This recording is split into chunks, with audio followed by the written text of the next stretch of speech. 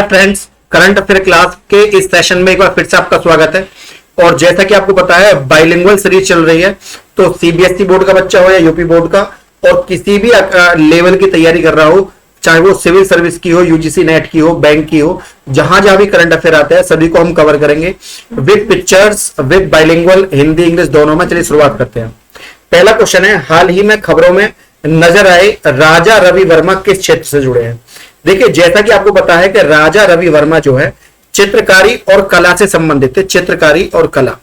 राजा रवि वर्मा की पेंटिंग इंदुलेखा की पहली सच्ची प्रति उनकी 176वीं जयंती पर, देखिए इतना समय हो गया, उनकी 176वीं जयंती मनाई गई है और उनकी 176वीं जयंती बनने के बाद उनकी सबसे पहली सच्ची प्रति उनकी अब आई है 176 जयंती। आप समझ सकते हैं भारत का जो विभाग है किस तरीके से काम करता है। केरल के क्लिनूर पैलेस में प्रदर्शित की गई। 1848 में जन्मे वर्मा एक प्रसिद्ध भारतीय चित्रकार थे। देखिए ये क्वेश्चन हर लेवल से जो है इंपोर्टेंट हो जाता है। 1848 में जन्मे वर्मा एक प्रसिद्ध भारतीय चित्रकार थे जो यूरोपीय तकनीकी को भारतीय विषयों के साथ मिलाने के लिए प्रसिद्ध थे।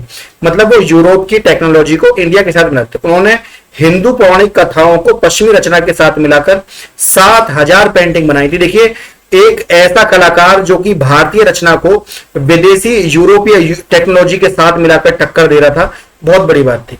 वर्मा की उल्लेखनीय कृति थी हंस से बात करती हुई दमयंती, दुष्यंत की तलाश में शकुंतला। इस तरीके से वह भारतीय कला के तेल पेंट और लिथोग्राफिक पुनरुत्थान को शुरू करने में महत्वपूर्ण भूमिका निभाते थे। देखिए काफी अच्छी यहां पे हमें नॉलेज मिली। अगला हमारा जो क्वेश्चन है वो है, recently where was the critical mineral summit 2024? Critical mineral summit 2024 कहां पे आयोजित की गई? देखिए यह आयोजित की गई थी नई दिल्ली में। अब मिनरल से जब मिनरल की बात आती है तो हम इसके बारे में और बात करते हैं। खान मंत्रालय ने अपने साझेदारी शक्ति सस्टेनेबल एनर्जी फाउंडेशन CEW और CISD के साथ मिलकर 29-30 अप्रैल 2024 तक नई दिल्ली में क्रिटिकल मिनरल समिट, जिसके देखिए ये इस बार का थीम है एनहेंसिंग बेनिफिशियंस एंड प्रोसेसिंग कैपेबिलिटीज की मेजबानी की। इसका उद्देश्य भारत की महत्वपूर्ण खनिज आपूर्ति श्रृंखला को मजबूत करना है। शिखर सम्मेलन में उद्योग, सरकार, शिक्षा जगत, स्टार्टअप से हितधारकों को बुलाया जाता है। मुख्य विषयों में खनिज नीलाम की प्रगति, टिकाऊ समाधान शामिल है। तकनीकी सत्र स्वच्छ ऊर्जा प्रौद्योगिकी और इलेक्ट्रॉनिक वाहनों के लिए महत्वपूर्ण 8 प्रमुख खनिजों पर केंद्रित था। देखिए क्योंकि हम ईवी इलेक्ट्रॉनिक व्हीकल लॉन्च करना चाह रहे हैं भारत में, तो ये क्वेश्चन अपने आप में इंपोर्टेंट बन जाता है। What is the theme of international conference on disaster resilience infrastructure? प्रतिरोधी बुनियादी ढांचे पर अंतरराष्ट्रीय सम्मेलन, जिसको हम ICDRI बोलते हैं। इस बार की थीम क्या थी? इस बार की थीम मतलब इस बार का विषय क्या था? देखिए इस बार का हमारा थीम था अधिक लचीले कल के लिए आज निवेश करना, है ना। Investing today for the more resilient tomorrow. ठीक, इसके बारे में डिटेल पढ़ते हैं। आपदा प्रतिरोधी बुनियादी ढांचे ICDRI पर छठा अंतरराष्ट्रीय सम्मेलन, देखिए छठा सम्मेलन था, भारत की नई दिल्ली में आयोजित हुआ है। इसमें सरकारी निकाय, वैश्विक संस्थान और मीडिया शामिल हुआ। गठबंधन फॉर डिजास्टर रेजिलियंस इंफ्रास्ट्रक्चर द्वारा आयोजित थीम अधिक लचीले कल के लिए आज निवेश। देखिए जो थीम इसके ऊपर ये क्वेश्चन था, डिजास्टर मैनेजमेंट की जो यूनिफॉर्म है आप देख रहे होंगे यहाँ पर, लचीलेपन को बढ़ावा देना था, लचीले बुनियादी ढांचे और परियोजनाओं के वैश्विक सहयोग को यहाँ पर बढ़ावा देना था। इसके ऊपर ये क्वेश्चन बना था। अगला जो हमारा क्वेश्चन है वो है, recently which trade association the launch the corporate governance charter? हाल ही में किस ट्रेड एसोसिएशन ने स्टार्टअप के लिए कॉर्पोरेट गवर्नेंस चार्टर को लॉन्च किया है? देखिए कॉर्पोरेट चार्टर जो लॉन्च किया है वो किया है भारतीय उद्योग परिषद CII ने। जहां तक बात कन्फेडरेशन ऑफ इंडस्ट्री, इसकी फुल फॉर्म भी पूछ लेते हैं कई बार, है ना। इसकी जो फुल फॉर्म है वो है कन्फेडरेशन ऑफ इंडियन इंडस्ट्री। आइए इसके बारे में डिटेल से बात करते हैं। भारतीय उद्योग परिसंघ CII, confederation of Indian industry, इसको शॉर्ट में संक्षिप्त रूप में CII कहा जाता है। इसमें पारदर्शिता और निष्पक्षता जैसे सिद्धांतों पर जोर देते हुए स्टार्टअप्स के लिए कॉर्पोरेट गवर्नेंस चार्टर जारी किया गया। स्टार्टअप को स्थिरता और सफलता की दिशा में मार्गदर्शन करने के उद्देश्य से यह भारत पे और गैमनिक और हाई प्रोफाइल मामलों को देखी गई शासन विफलताओं को संबंधित करता है। कंपनी अधिनियम बना था 2013 में, उसमें स्टार्टअप पर लागू करने के लिए चार्टर को और रूपरेखाओं को तैयार करना और लचीला बनाना। लेकिन आपने देखा होगा भारत में बहुत सारे चार्टर जो स्टार्टअप बने थे वो फेल हो गए। अगला क्वेश्चन है, किस राज्य ने शिक्षा विभाग के हाल ही में शारीरिक दंड उन्मूलन के लिए दिशा निर्देश जारी किया है? ठीक है, शिक्षा विभाग में कई बार ऐसा होता है, टीचर जो है बच्चे पर हाथ उठाते हैं और कुछ ज्यादा ही मार लगा देते हैं, जरूरत से ज्यादा। हालांकि बच्चे को पिटाई करना ही नहीं चाहिए। तो जीसीपी द्वारा जारी किया गया है। तो शिक्षा विभाग ने इसमें संशोधन किया है। किस राज्य में पूछा गया है? तो ये राज्य हमारा आता है तमिलनाडु। जहां तक बात तमिलनाडु करें तो ये भारत का सबसे दक्षिणी छोर है और यहाँ पर आपको पता होगा, यहाँ पर कोर्डिमम माउंटेन पाई जाती है। जब बात कोर्डिमम माउंटेन की बात चल रही है तो कोर्डिमम कहते हैं इलायची, है ना, इलायची की पहाड़ियां।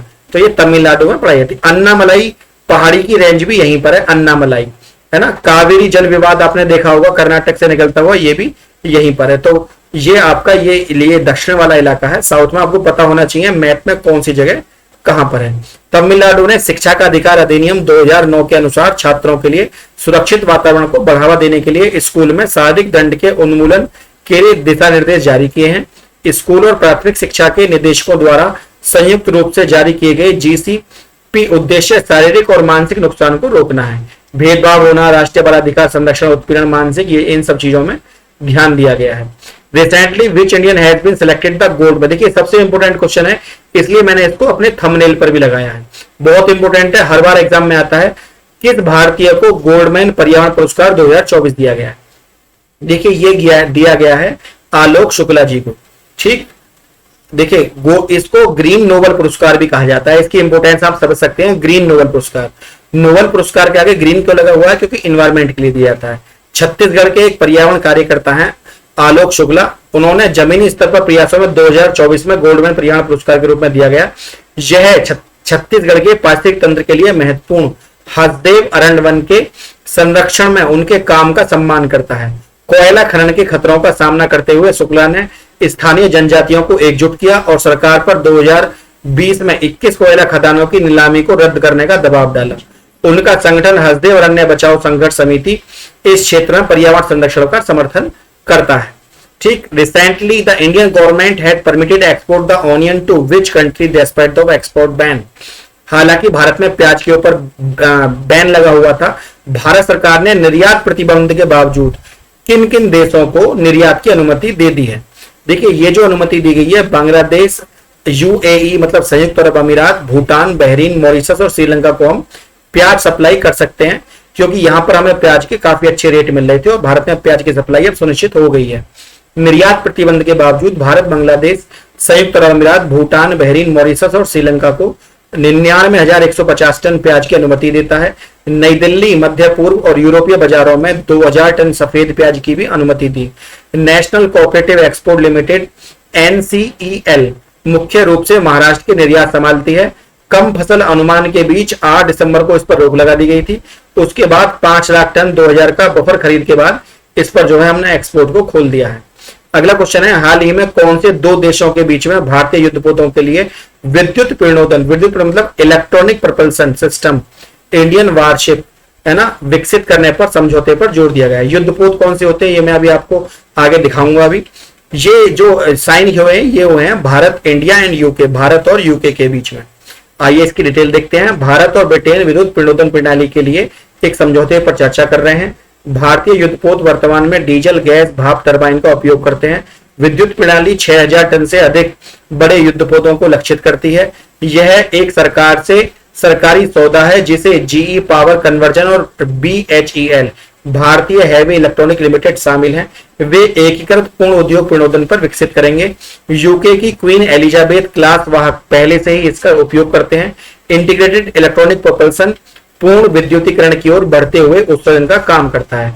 इससे इलेक्ट्रिसिटी कम खर्च होती है और जो है कार्बन मुक्त की तरफ बात चल। देखिए मैंने युद्धपोत की बात करी थी, यह है युद्धपोत जो पानी में तैरता हुआ। इसके ऊपर जहाज, जो युद्ध विमान जैसे कि हमारा MiG-21 जहाज है, तो ये इसके ऊपर जो ये जो प्लेन आप देख रहे हैं ये इसके ऊपर से टेक ऑफ कर सकते हैं। रनवे है ना, इसके ऊपर रनवे बना हुआ होता है ना। एक देखिए आप इसके ऊपर प्लेन खड़े भी हो सकते हैं, काफी जो युद्ध के समय में काफी अच्छा हो जाता है। क्वेश्चन है, what is an INS Vikrant recently seen in news? हाल ही में खबरों में रहा आईएनएस विक्रांत क्या है? तो देखिए आईएनएस विक्रांत जो है वो विमान वाहक जहाज है, एयरक्राफ्ट कैरियर है, और जिसका इस्तेमाल हम युद्ध पोत की तरह भी करते थे। ठीक है, जैसे मिग 29K को हमने अभी सुपर मॉडल बनाया हुआ है, इस तरीके से। भारतीय नौसेना ने हाल ही में 2 विमान वाहक पोत आईएनएस विक्रमादित्य और आईएनएस विक्रांत के साथ जुड़वां वाहक संचालन का प्रदर्शन किया। भारत इन वाहकों का संचालन करता है। आईएनएस विक्रांत यूके से खरीदा गया पहला विमान वाहक है जो 1960 के दशक में सक्रिय है। भारत का दूसरा विमान वाहक पोत आईएनएस विराट मूल रूप से HMMS हमीज था, जिसका हमने नाम आईएनएस विक्रमादित्य रखा। पूर्व में रूस के एडमिरल गोर्स्कोव 2013 में भारतीय नौसेना में शामिल करने के बाद यह भारत का तीसरा युद्ध वाहक पोत है। हाल ही में खबरों में रहा हैंगर श्रेणी की पनडुब्बी किस देश द्वारा लॉन्च की गई है? ये जो लॉन्च की गई है, ये लॉन्च की गई है चीन के द्वारा।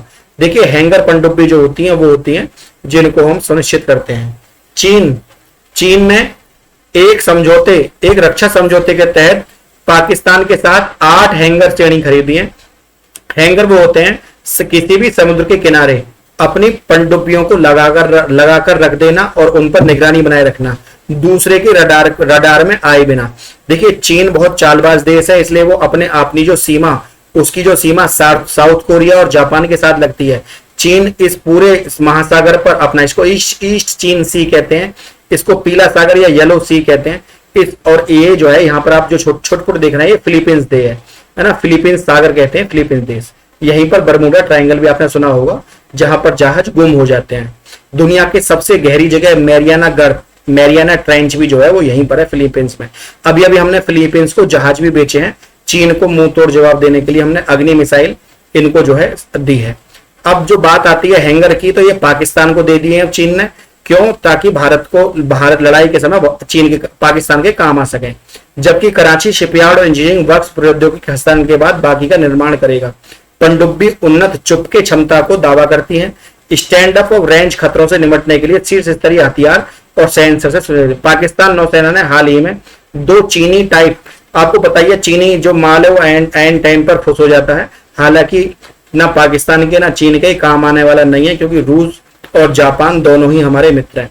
उम्मीद है आज का सेशन आपको अच्छा लगा होगा। यदि वीडियो अच्छी लगी हो तो वीडियो को लाइक, शेयर और चैनल को सब्सक्राइब करना ना भूलें। आज के लिए इतना ही। जय हिंद, जय भारत।